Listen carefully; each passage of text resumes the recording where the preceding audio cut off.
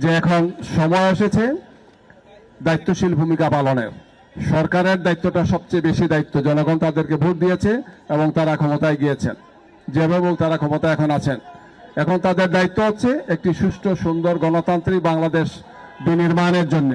এবং এক্ষেত্রে গাড়ির দুটো চাকা ছাড়া যেমন একটা গাড়ি চলতে পারে না, ঠিক অনুরূপভাবে সরকারি দল এবং বিরোধী দলের যৌথ সমন্বয় লাগবে একটি দেশকে গণতান্ত্রিক প্রক্রিয়া উত্তরণের জন্য। আমাদের পক্ষ থেকে আমরা বলেছি যে আমরা দায়িত্বশীল বিরোধী দলের ভূমিকা পালন করব। আমরা সরকারের সমস্ত ইতিবাচক গঠনমূলক পদক্ষেপের জন্য আমরা সহযোগিতা করব। দেশ এবং জনগণের বিপক্ষে দাঁড়ালে আমরা অবশ্যই প্রতিবাদ করব, সংসদেও করব, রাজপথেও করব ইনশাআল্লাহ।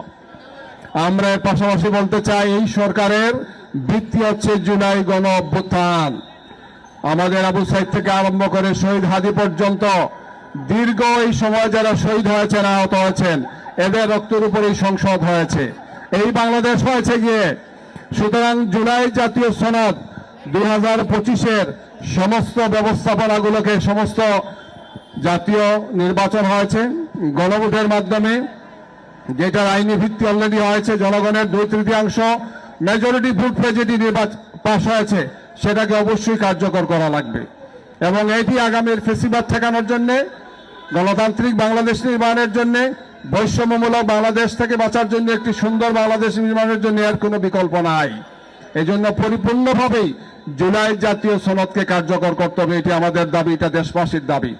প্রিয় ভাই এবং বন্ধুগণ, আসুন আমরা আজকে এমন এক সময় দাঁড়িয়েছি যে মাসটা হচ্ছে আল্লাহর পক্ষ থেকে দেওয়া আমাদের জন্য সর্বশ্রেষ্ঠ নিয়ামতের একটি মাস। এই মাস হচ্ছে কোরআন নাজিলের মাস, এই মাস হচ্ছে কোরআনের বিজয়ের মাস। কোরআনের কারণেই আল্লাহ রাব্বুল আলামিন তার প্রিয় হাবিবকেও দিয়েছেন, সাথে কোরআন দিয়েছেন। শুধু নবী দিলেই পারতেন, আল্লাহ নবীকে দেওয়ার সাথে সাথে, রসুল দেওয়ার সাথে সাথে কোরআন দিয়েছেন।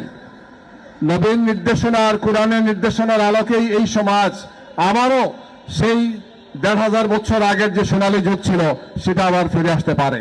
আমরা এই জন্য একটি মানবিক এবং ইনসাফপূর্ণ সমাজ প্রতিষ্ঠার জন্য কোরআনের সাথে আমাদেরকে সম্পর্ক করতে হবে, কোরআনের পাশে আমাদেরকে ফিরে যেতে হবে। মুসলমানদের জন্য, হিন্দুদের জন্য, সব ব্যবস্থার জন্যই আল্লাহ পক্ষ থেকে দেওয়া এই বিধানে সবার জন্য সুন্দর ব্যবস্থা আছে। আমরা একটি গণতান্ত্রিক, একটি নিয়মতান্ত্রিক, একটি মানবিক, একটি ইনসাফপূর্ণ সমাজ প্রতিষ্ঠার জন্য আমরা আন্দোলন করেছি। সেই আন্দোলন এখন অব্যাহত আছে। হাদিদের সে আন্দোলন, আবু সাইদদের আন্দোলন, মুগ্ধদের সে আন্দোলন, আবরার ফাহাদদের সে আন্দোলন এখন অব্যাহত থাকবে। আসুন আমরা কোরআনের ভিত্তিতে, ইনসাফের ভিত্তিতে একটি সুন্দর সমাজ প্রতিষ্ঠার জন্য সবাই চেষ্টা করি, সবাই কাঁধে কাঁধ মিলে কাজ করি। সরকারি দল, বিরোধী দল, দেশবাসী, উলামায়ে কেরাম, দায়িত্বশীল ব্যক্তি, সবাই স্ব অবস্থান থেকে আমরা সেই ভূমিকা পালন করবো ইনশাআল্লাহ। আগামীর বাংলাদেশ হবে ইনসাফপূর্ণ বাংলাদেশ। আগামীর বাংলাদেশ হবে ক্ষুধামুক্ত, দারিদ্র্যমুক্ত, সন্ত্রাস মুক্ত, আয়নাঘর মুক্ত, বৈষম্য মুক্ত, চাঁদা মুক্ত বাংলাদেশ।